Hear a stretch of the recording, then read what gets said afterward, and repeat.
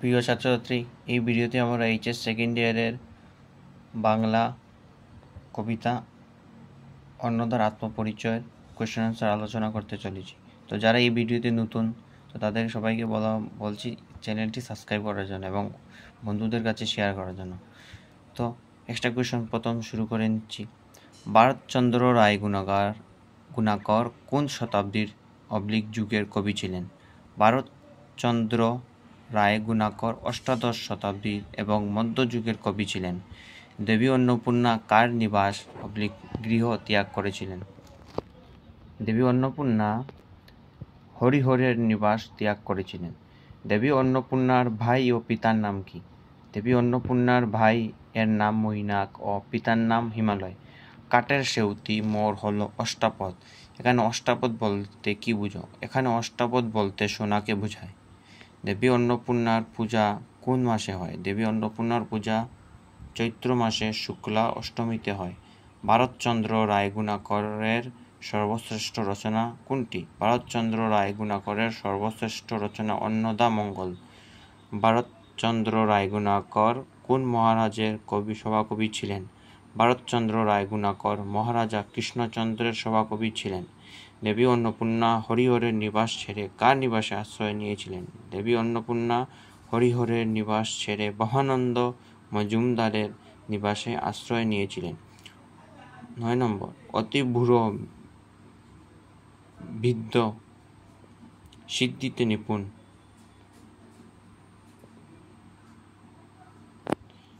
এখানে বৃদ্ধ বয়রিকার বৃদ্ধ। এখানে বৃদ্ধ বলতে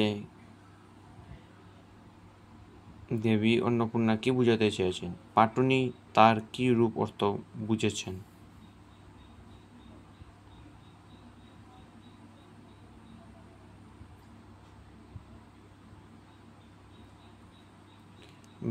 বৃদ্ধপতি বলতে অন্নপূর্ণা বুঝাতে চেয়েছেন তার স্বামী আদিদেব দেবাদিদেব মহাদেব। পাটুনি তার অর্থ বুঝেছে অন্নপূর্ণার স্বামী অত্যন্ত বৃদ্ধ লোক। পিতামহ দিল মোরে অন্নপূর্ণার নাম। এখানে পিতামহকে? পিতামহ হলেন প্রজাপতি ব্রহ্মা। অন্নপূর্ণার অন্য নাম ভবানী, অন্নদা, দুর্গা, পার্বতী। প্রশ্নাবলী। অন্নদার আত্মপরিচয় কবিতাটি কোন কাব্যের অন্তর্গত? অন্নদা আত্মপরিচয় কবিতাটি অন্নদামঙ্গল কাব্যের অন্তর্গত। পাটনির বাক্যে মাতা হাসিয়া অন্তরে। মাতার পরিচয় দাও। পাটনির বাক্যে মাতা হাসিয়া অন্তর। এখানে মাতা দেবী অন্নপূর্ণা। জীবন স্বরূপা সে স্বামীর শিরোমণি। এখানে জীবন স্বরূপা বলতে কাকে বোঝানো হয়েছে? এখানে জীবন স্বরূপ বলতে গঙ্গাকে বোঝানো হয়েছে। সেউতি বলতে কি বুঝো? সেউতি বলতে নৌকার জল সেচবার পাত্র। পঞ্চমুখ শব্দের দ্ব্যর্থবোধক দিক নির্দেশ করো। পঞ্চমুখ শব্দের অর্থ 5টি মুখের সমাহার। না মরে পাষাণ বাপ। পাষাণ বাপটি কে? পাষাণ বাপটি হলো গিরিরাজ হিমালয়। অভিমানের সমুদ্রেতে ঝাঁপ দিলাবাই। বক্তার ভাই কে? তার সমুদ্রে ঝাঁপ দেওয়ার পৌরাণিক প্রসঙ্গটি বুঝিয়ে লেখো। এখানে বক্তার ভাই মৈনাক। পূর্বকালে পর্বতের পাকা থাকত এবং এই পাকার সাহায্যে উড়তেও পারত। তারা যে জায়গায় বসত সেখানে বিরাট ক্ষতি করত। তাই পৌরাণিক মতে দেবরাজ ইন্দ্র নাকি পর্বতের পাকা কেটে দিয়েছিলেন। ইন্দ্রের এই অত্যাচারী দুঃখিত হয়ে মৈনাক পর্বত নিজেকে সমুদ্রে নিমজ্জিত করে দিলেন। কিন্তু পাটুনি বুঝেছেন বনের কষ্ট সহ্য করতে না পেরে মৈনাক সমুদ্রে ঝাঁপ দিয়েছেন। খ নম্বর, সিদ্ধিতে নিপুণ। সিদ্ধি কথাটির 2টি অর্থ কি কি? সিদ্ধি কথাটির 2টি অর্থ হলো, প্রথম অর্থ অন্নপূর্ণা বুঝিয়েছেন তার স্বামী সিদ্ধযোগী পুরুষ। দ্বিতীয়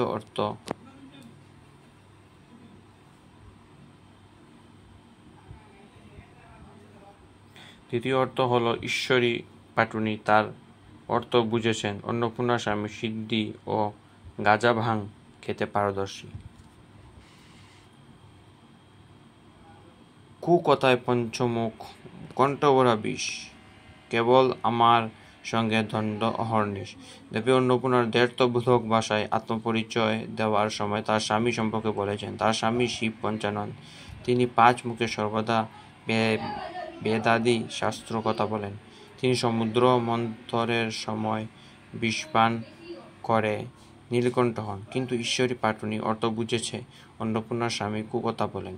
দণ্ডক শব্দটির অর্থ একটি হল মিল ও অন্যটির অর্থ ঝগড়া। অন্নপূর্ণা দণ্ড শব্দের দ্বারা হর পার্বতী মিলন বুঝাতে চেয়েছেন।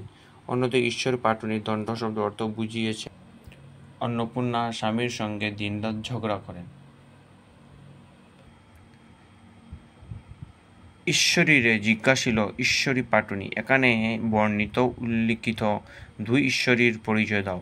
এখানে ঈশ্বরীরে বলতে দেবী অন্নপূর্ণাকে বোঝানো হয়েছে, যার স্বামী শিব এবং প্রকাশ কাশীতে। আর ঈশ্বরী পাটুনি বলতে বোঝাতে চেয়েছেন যে তার স্বামী গুণাতীত, তাই সব গুণের অধিকারী। কিন্তু জ্ঞানের স্বল্পতার কারণে ঈশ্বরী পাটুনি বুঝেছে অন্নপূর্ণার স্বামী গুণহীন, নিষ্কর্ম। অন্নপূর্ণা তার স্বামীর কপালে আগুন বলতে বুঝাতে চেয়েছেন শিবের 3য় নেত্রের কথা, যে নেত্র দিয়ে তিনি মদনকে বশীভূত করেছিলেন। কিন্তু পাটুনির মনে পড়েছে যে অন্নপূর্ণার স্বামী গুণহীন, অপদার্থ বলে তিনি তার স্বামীকে কপালে আগুন বলে গালি দিয়েছেন। কোনো গুণ নাই, তবে কপালে আগুন কে কাকে বলছে? মন্তব্যটি প্রকৃত অর্থে দেবী অন্নপূর্ণা তার স্বামী সম্পর্কে একথা বলছে। কারণে অন্নপূর্ণা দ্বৈতবোধক অর্থে ঈশ্বরী পাটুনিকে স্বামীর পরিচয় দিতে গিয়ে কোনো গুণ নাই বলতে বুঝাতে চেয়েছেন যে তার স্বামী সর্বগুণের অধিকারী। জ্ঞানের স্বল্পতার জন্য ঈশ্বরী পাটুনি বুঝেছে যে অন্নপূর্ণার স্বামী গুণহীন, নিষ্কর্মা। অন্নপূর্ণার তার স্বামীর কপালে আগুন বলতে বুঝাতে চেয়েছেন যে শিবের 3য় নেত্রের দিয়ে তিনি মদনকে বশীভূত করেছিলেন। ঈশ্বরী পাটুনির মনে করেছে অন্নপূর্ণার স্বামী গুণহীন, অপদার্থ বলে তিনি তার স্বামীকে কপালে আগুন বলে গালি দিয়েছিলেন। 3 নম্বর ক, দেবী অন্নপূর্ণা হরিহরের গৃহ ত্যাগ করলেন কেন? তিনি হরিহরের গৃহ ত্যাগ করে কোথায় যাচ্ছেন?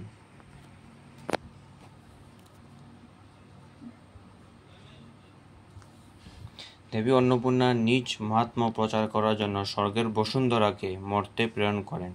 এই বসুন্ধরাই মতো হরিহর নাম নিয়ে এক অতি দরিদ্র ঘরে জন্মগ্রহণ করেন। সে দেবী অন্নদার ভক্ত ছিল। দেবীর দেওয়া অর্থে ধনী হয়ে হরিহর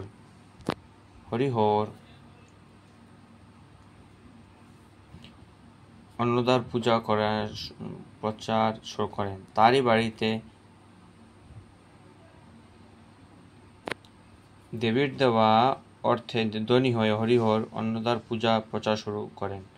তারই বাড়িতে নিত্য ঝগড়ার জন্য এই বাড়ি ত্যাগ করলেন। হরিহরের বাড়ি ত্যাগ করে বহানন্দ মজুমদারের বাড়িতে জন্য রওনা হলেন।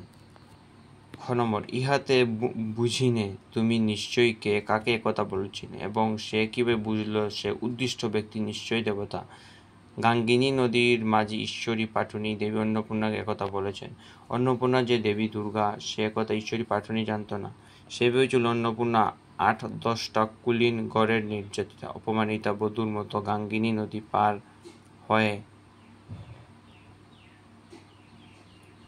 হওয়ার সময় অন্নপূর্ণা তার নিজের স্বামী প্রকৃতি পরিচয় দেননি। কিন্তু দেবীর পায়ের ছোঁয়ায় কাঠের সেউতি সোনায়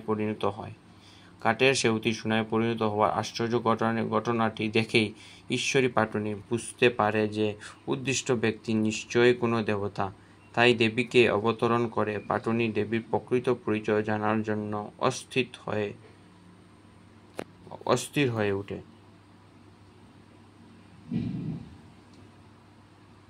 এবং দেবীর কাছে মিনতি করে।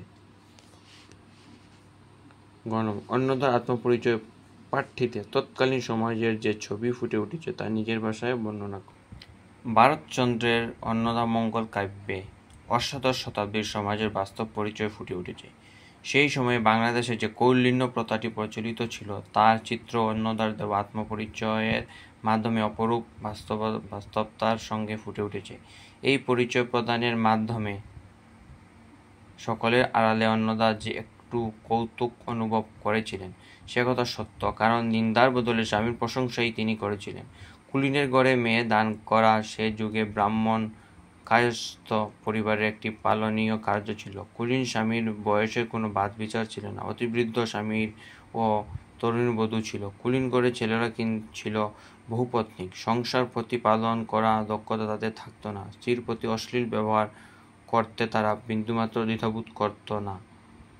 সেকালে সম্ভ্রান্ত ঘরের নারীদের একলা পথে বেরোনোর নীতি বিরুদ্ধ ছিল। তাই অন্নদাকে একা দেখে পাটনি বাধ্য হয়েছিল তার পরিচয় জিজ্ঞাসা করতে। সেই যুগ অনুন্নত শ্রেণীর মানুষের ধর্ম বিশ্বাস ছিল গভীর দেবতাদের।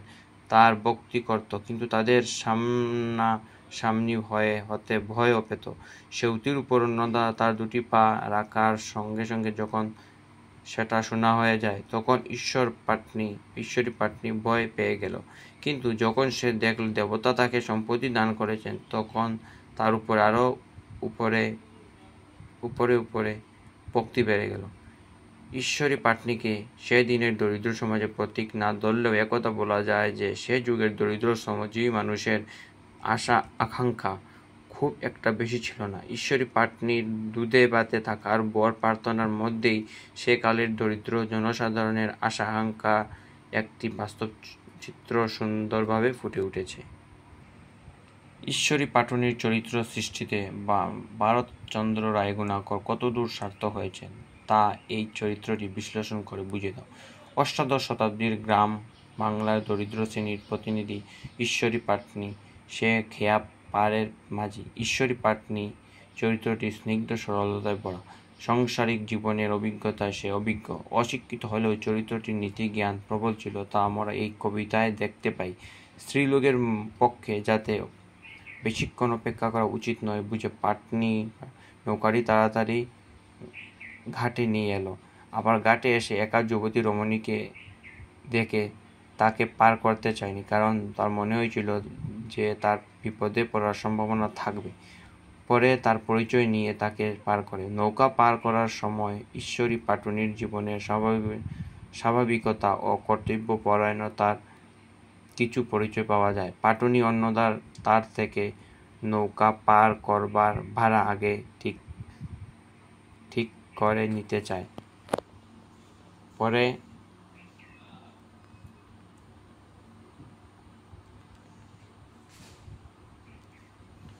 পরে ভাড়া নিয়ে যেন কোনো ঝামেলা না হয়। কিন্তু সেদিন অত্যন্ত হৃদয় মানব রূপিণী দেবী অন্নদার সঙ্গে আলাপ আলোচনার মধ্যে তার কোমল হৃদয় প্রকাশ আমরা দেখতে পাই।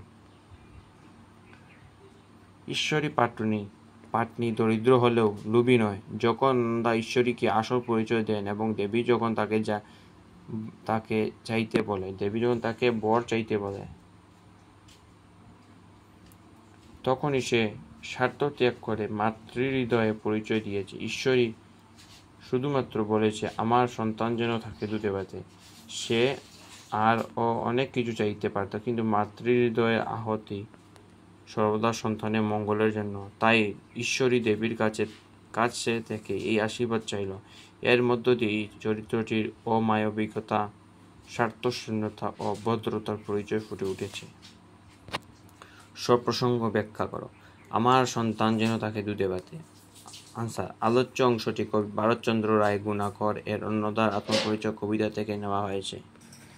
ঈশ্বরী পাটনির নৌকাতে দেবী অন্নপূর্ণা গাঙ্গিনী নদীর পার হয়েছেন।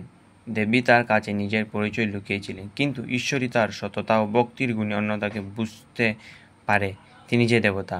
সেই দেবী যখন তাকে তার ইচ্ছামতো বর চাইতে বললেন, তখন সে শুধুমাত্র বলেছে আমার সন্তান যেন থাকে দুধে ভাতে। সে অনেক কিছু চাইতে পারত, কিন্তু মাতৃহৃদয়ের আহুতি সর্বদা সন্তানের জন্য। তার সবচেয়ে বড় সম্পদ ছিল দুবেলা দুমুঠো পেট ভরে খাওয়ার সংস্থান। দরিদ্র মানুষের এইটুকু পাওয়াই যথেষ্ট, তাই সে দেবীর কাছে এই প্রার্থনাই করেছে।